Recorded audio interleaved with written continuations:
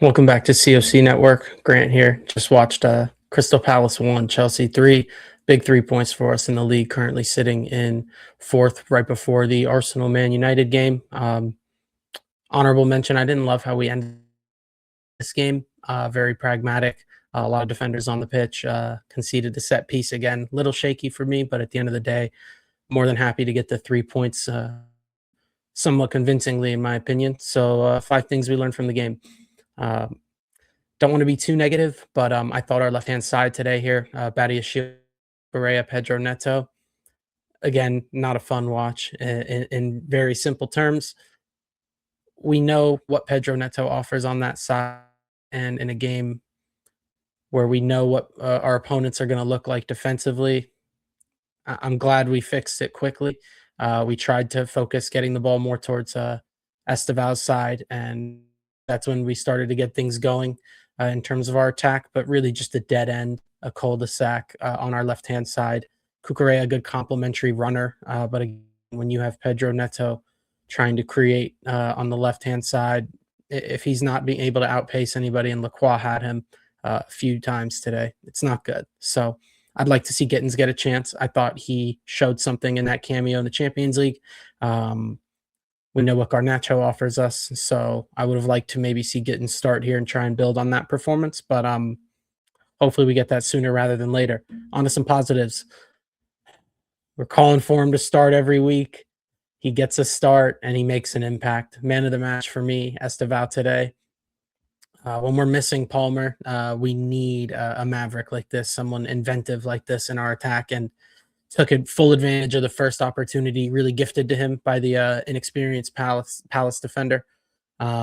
Great finish. A little worried that he took an extra touch, but just a strong strike, able to hold off the defenders trying to throw him off on his shot. I thought he was really mature today in his performance, the assist as well, the interplay from him. I feel like I've spoken enough about how good this player is. I'm just very happy that we saw him start. And even though the game was tough at the start for him, really just not given any space to operate, he was able to find that space throughout the game.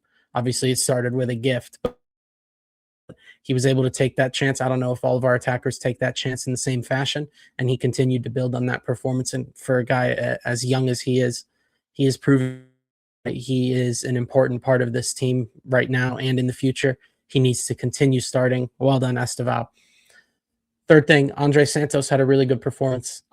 We've been getting linked to some midfielders now in this window.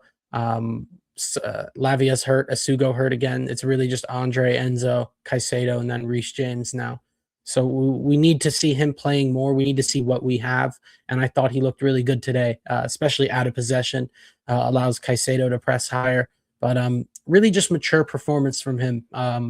Obviously, he understands what this manager wants from him a lot more than Maresca. He's played under Rosenior before, back at Strasbourg. I thought Andre looked really good today. He almost held us together, I would say, in a sense, and out of possession. Again, just very important in keeping this game tight. I thought Andre played really well. I'd like to continue to see him build on this, especially with the guys that we're missing in this department. It's going to be important for him to step up, continue to grow, continue to be able to be relied upon. That's something I've kind of been harping on, where we have a lot of players as depth that we don't know. They're unproven commodities, and Andre's starting to show what he can bring to this side. So I'm really happy to see this type of performance from him. Fourth thing, I feel like the standard is something I talk about a lot with Joao Pedro, but this is another Premier League game with a goal. He's got up to 8 now in the league without any penalties, and a really, really good finish to get that goal today. The second will really get us more comfortable right to start off the second half. Really nice to continue to build on a lead. We're always talking about we want another one, and all of a sudden we concede a long throw, and it's an 1-1. But I thought he took his goal really well with his left foot. Estevao, again, playing that ball over the top for him, but the Chelsea strikers, I feel like they're asked to do a lot of work, not given much space or service, if you will. But when we're able to break on transition, like I feel we were a good amount today, we start to see more opportunities present themselves. And I thought João Pedro took his really well today. I feel like that stretch toward I wouldn't even say the middle of the year, but he did have a down stretch for a few months. It just didn't look like he was working hard enough. Maybe he was tired, not at 100%, but he looks more than up for it right now, and I'm really happy to see that. I think Delat being fit definitely lights a fire under him. I think both of them are getting pushed to perform better as a result of the other being fit and on their back. So I really liked the Joao Pedro today. I like that Rosenior sees him more as a 9. I want him to see himself more as a 9 when he plays like one. I think that's the best version of Joao Pedro. So hopefully he continues in this way. And last thing, I hate to really touch on it, but I am starting to get concerned with Palmer's fitness here. We've talked about it when he was able to play at times where he doesn't look up for it. He doesn't necessarily look like he's enjoying his football anymore. And with him not being able to make the squad again, wasn't able to midweek as well for the Champions League and now in the Premier League. They're saying hopefully he can play against Napoli. He's been training. I just feel like he should have gotten the surgery if that was on the table. Again, I'm no doctor by any stretch, but we were hearing rumblings after the Club World Cup that he had a bit of an injury that wouldn't go away. I feel like you got to address that as early as possible. I mean, we saw what happened with Reece James here for years now. We've seen players like Lavia Fofana who continue to get hurt. I feel like especially at this age, World Cup year, for the players' sake, just get the surgery, sit out, recover, get to 100%, because whatever is going on right now, he is not 100%. We're trying to pick him for some games, taking him off after an hour, then he misses the next game. He's clearly carrying injury here. Now they're saying the thigh, but originally it was the groin. It's a leg injury. It's a muscle injury. It's chronic. Those don't go away. So I really do hope for everyone's sake that it does and that he's able to play. He's able to get a run of game. He's able to show what he's about. But I really am starting to get concerned here. His fitness is of the utmost priority for this club's success. So hopefully we get more clarity there on the situation.